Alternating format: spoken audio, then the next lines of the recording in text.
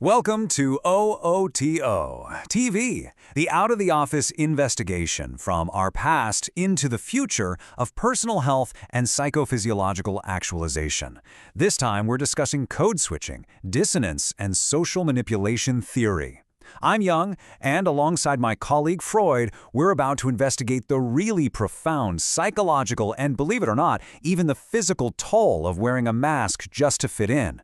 We're really looking at a powerful cycle that shapes, well, pretty much all of our modern lives. That's so true, Young. This is a really critical look at authenticity in a world that, let's be honest, often demands conformity.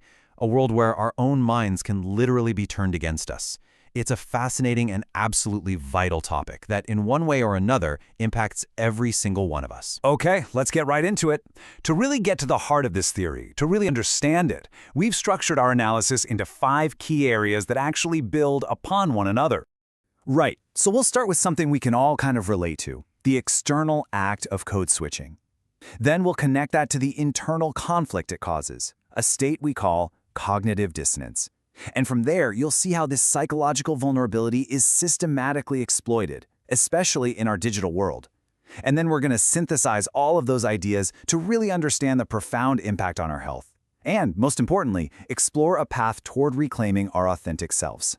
And Young, I think a central question we have to keep in mind throughout all of this is what are the key elements for code switching, dissonance, and social manipulation that make this cycle so powerful? Let's start with that chameleon strategy. So here we are with the chameleon strategy. This is all about the conscious and, often unconscious ways we adapt our behavior just to navigate the world. We're going to kick this off with a fundamental question that gets right to the very heart of this tension. Yeah, is changing our behavior to fit in just a necessary social skill, or is it a complete betrayal of our true selves? I mean, this slide just perfectly illustrates that central dilemma of code switching. On one hand, you could say flexibility is a sign of high social intelligence. But on the other hand, when does that very adaptation start to eat away at our core identity? Precisely, and to explore that, let's lock in a clear definition. What's really powerful about the concept here is that it shows this isn't just some minor tweak in how we talk. It's a fundamental and often really taxing performance of the self. The source material from Psychology Today points out that this goes way beyond just language. We're talking about consciously changing your speech patterns to sound more white, as the article itself puts it. It's about anglicizing ethnic names so they're more palatable. It can even be about adjusting your dress, your mannerisms, the way you physically carry yourself, just to be seen as non-threatening or more competent in these professional or academic settings that are dominated by a different culture. And it's often framed, and I think quite correctly, as a survival mechanism.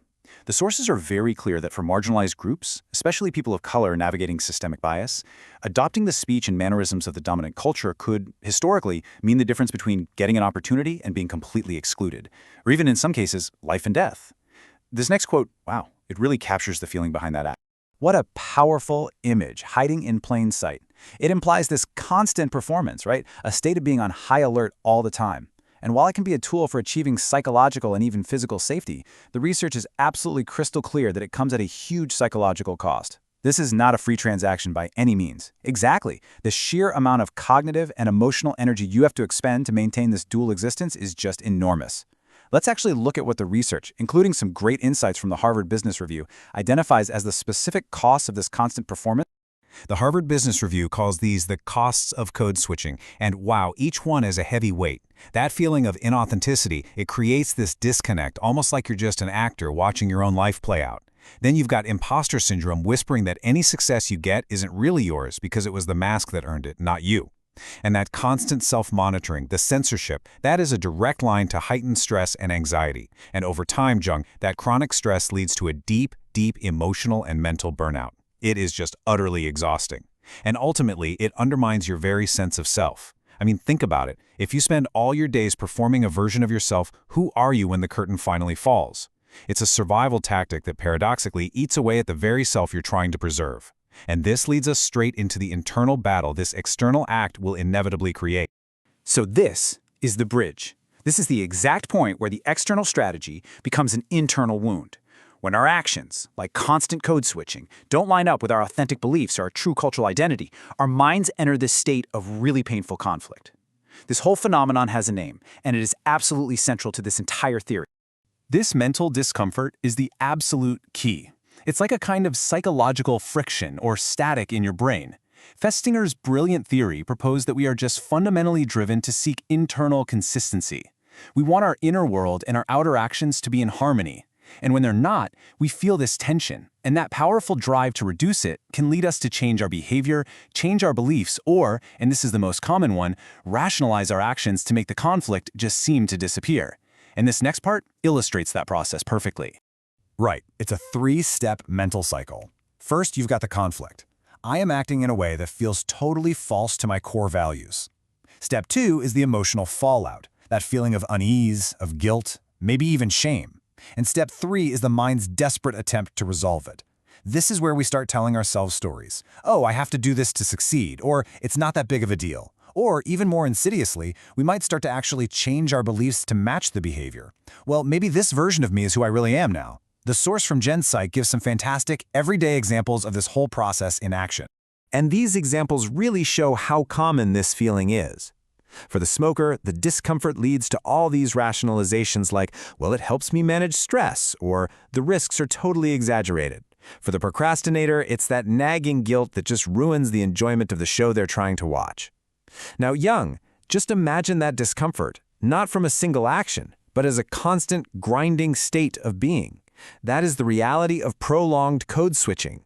The core belief is, I am this person with this culture and these values. But the daily action is, I am performing as someone else just to get by. The mental energy it takes to constantly bridge that gap is just immense, and it leaves a person perpetually vulnerable. You're listening to Odo TTO, with research by author Paul Bulow.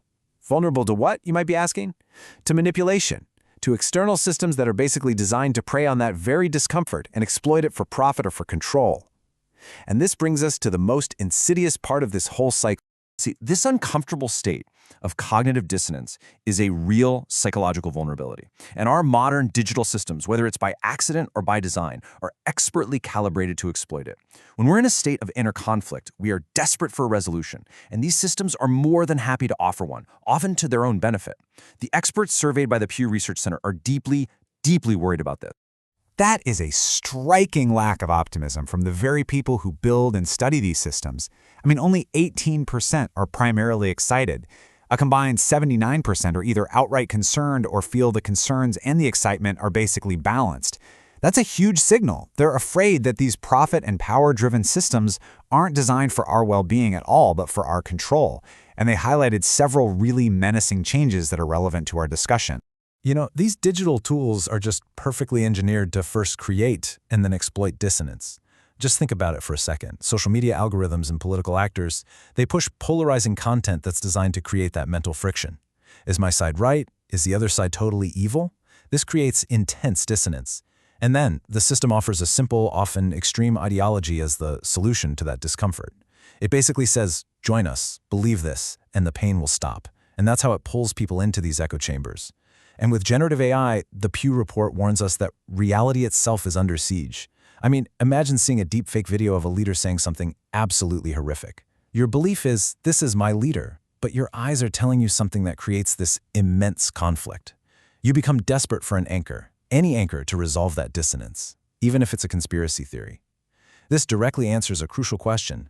Can code switching, dissonance, and social manipulation cause harm to our mental health and critical thinking? The answer is a resounding yes. It completely erodes our ability to trust our own perceptions, and this has devastating consequences. So now we really arrive at a critical question. How can this entire cycle of code switching, dissonance, and social manipulation affect our mental and physical health? We've touched on the psychological stress, but the theory we're investigating suggests the connection is far more intimate and biological. Indeed. The theory suggests this connection operates on a cellular level. It's not just in your head, it's in your body. And that is not a metaphor. The chronic stress from feeling inauthentic, the anxiety from the internal conflict, the fear from digital manipulation, all of this triggers a real physiological distress signal. It's a constant activation of our fight or flight response, and it floods our bodies with stress hormones like cortisol and adrenaline. Over time, this chronic stress isn't just tiring, it's physically corrosive. It's linked to high blood pressure, a weakened immune system, digestive problems. It literally disrupts our healthy environment for cellular growth and both mental and physical success. And the theory goes even deeper, suggesting a really profound connection to our psychological resources. That's right. The theory suggests our body's health is connected to our thoughts, our energy, and the alignment of our actions, words, and thoughts. So think of your mental energy as a finite resource, right? When your actions, beliefs, and words are all aligned, that energy is used efficiently. But when they're misaligned, your mind is basically in a state of civil war. Your cognitive resources are constantly being drained just to manage the internal conflict, leaving you depleted and completely vulnerable. And this state of depletion and chronic stress can have incredibly severe consequences. The theory makes a very direct link between this prolonged cycle and serious mental health crises. Let's just think about this logically for a moment. If you are constantly forced to rationalize your own behavior, your stable sense of self can begin to fracture. If digital systems are telling you that you can't trust your own senses, well, a sense of paranoia is a pretty predictable consequence. The theory posits that code switching, dissonance, and social manipulation can be linked to mental illness, psychotic delusion, paranoia, and antisocial personality disorder, as that connection to an authentic, empathetic self is severed. Now, 40, the dangers are definitely clear. But to provide a balanced view here, some might argue that a certain degree of this is simply the price of admission for living in a complex society. I mean, isn't there a pragmatic case to be made for some level of adaptation? You know, as a pragmatist, I have to concede that point. This is that 10% contrary view. Some adaptation is absolutely necessary for function. A surgeon needs a certain demeanor in the operating room. A lawyer needs one in the courtroom. Knowing how to adapt your communication style is a skill. It's a social lubricant that allows society to function. We just can't be our completely unvarnished selves in every single situation without any consequence. But I would argue, Freud, that while it may be a skill, the ultimate goal for our health must be to create a life where that skill is needed less and less. We shouldn't celebrate the necessity of the mask, but instead, we should work to build a world and an inner life where the mask can actually be set aside. The cost of inauthenticity, as we've clearly seen, is just far too high to accept as a permanent state. And this brings us to the path forward. You're listening to OOTOTD with research by author Paul Bulow. So, given this whole cycle of external pressure, internal conflict, and systemic manipulation, how do we recover? Well, the path back begins not with some grand gesture, but with a quiet moment of recognition. The first and most crucial step is simply awareness. Yes, understanding and identifying code switching, dissonance, and social manipulation is critical to our healthy recovery and mental health. I mean, you can't fight an enemy you can't name. Simply having the language for this experience is profoundly empowering. It moves the feeling from a vague, personal failing like, there's something wrong with me, to a recognized, shared psychological phenomenon. That shift is the entire foundation for change. And once we have that awareness, we can actually begin to act. The Psychology Today source outlines a really clear, actionable path toward healing and integration. Now, it's a process, it's not an overnight fix, but it is absolutely achievable. First, you have to acknowledge the act of code switching without judging yourself for it. Recognize it as a strategy you develop for survival, not some kind of moral failure. Second, and this is so vital, actively seek out and create safe spaces, relationships and communities where you don't have to perform, where your authentic self is actually celebrated. This is the antidote to the isolation of inauthenticity. Third, cultivate self-awareness. Practices like mindfulness can help you tune into your actual feelings, separate from all those external pressures. And finally, seek professional support. Therapies like internal family systems are designed specifically to help integrate these different parts of yourself into one cohesive whole. The key takeaway here isn't to just recklessly drop all your social masks at once. It's about consciously and intentionally building a life that requires fewer of them. It's about strategically increasing the time you spend in those safe, authentic spaces until that becomes the majority of your life. Exactly. It's a journey of balancing survival in the current systems while actively nurturing and expanding the space for your true identity to live and breathe.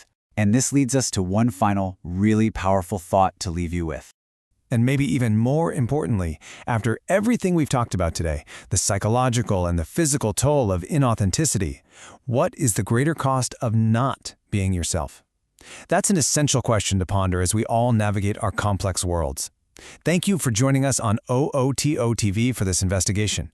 We really hope it's provided a valuable framework for understanding these powerful forces in our lives.